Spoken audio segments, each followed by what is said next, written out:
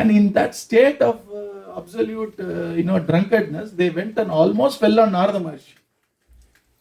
Narada Maharshi cursed them. This is what generally Amar Chitra Katha will tell you, na?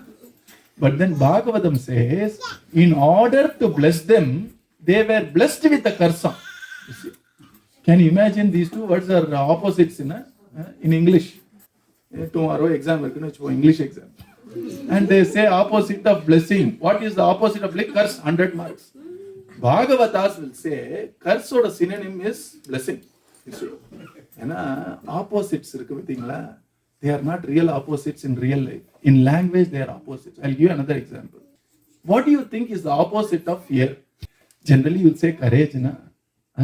Courage is not opposite of fear. Courage and fear stay together. For example, if I am afraid of some wild animals on the road, and if I walk down to Namadwaar when these two animals were still moving on, coyote, and you are seeing two coyotes and quietly you walk in. If you are afraid of coyotes, what do? You courageously walk into Namadwaar.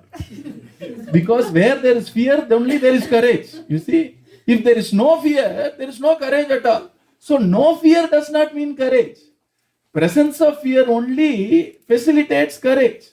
If there is no fear, I am just walked in. I neither walked fearfully nor walked courageously. So fear and courage are technically, psychologically not opposites. They exist together. If fear is there, there is courage. If there is no fear, it's not courage. It is just normal life for me. You see? And so English dichotomies and all these two words of opposite nature, etc., don't work on the real life. And Bhagavatam teaches us how beautifully it blends opposites are incredible. It says those gopis who actually loved Krishna with all their heart attained Krishna. And the Sishubala, right from childhood, Kuman class he went on cursing our Bhagavan Sri Krishna right from childhood. And then the age keta madriyana curse words. And such Sishubala also attained Krishna. Can you imagine that in any other Shastra?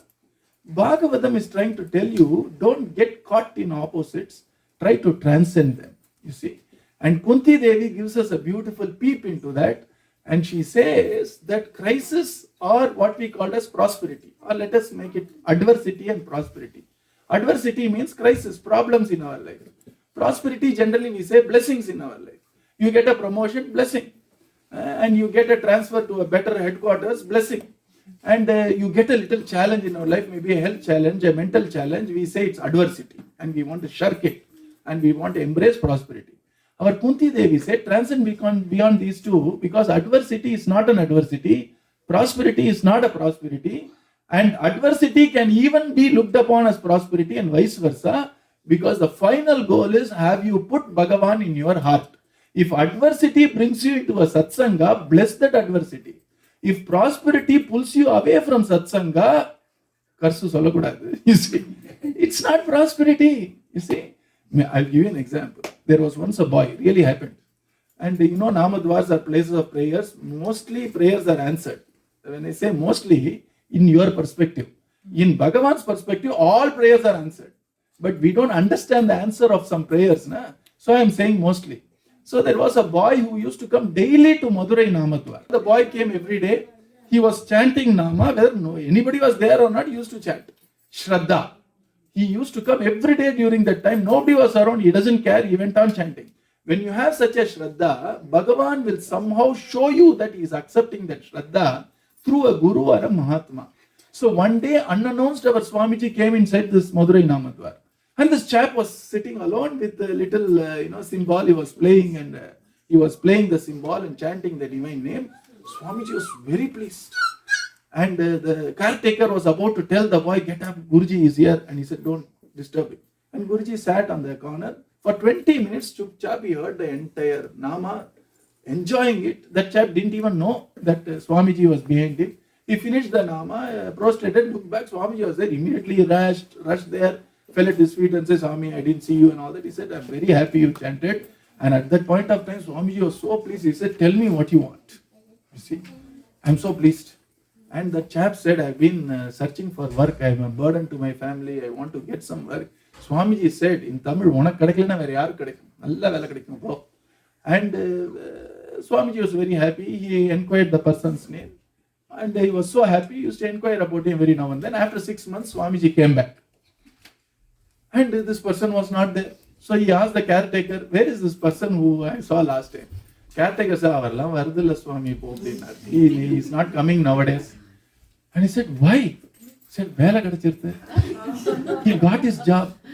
And the job in Namadwaar was over because he did for nothing wrong, I'm telling you. Swamiji became very sad. You see, he understood that work is important, pay is important, because you have to run this life with all these things. But far more important as far as a Mahatma is concerned is Atma Lava. So that you refine your soul, so that you become really spiritual and religious, so that you can attain moksha. Our Guru's role is that only. Na? So he felt very sad. And once the prayer is answered, that person didn't come back at all. Na? So technically speaking, it is sampatta, vipatta. Is it prosperity or adversity?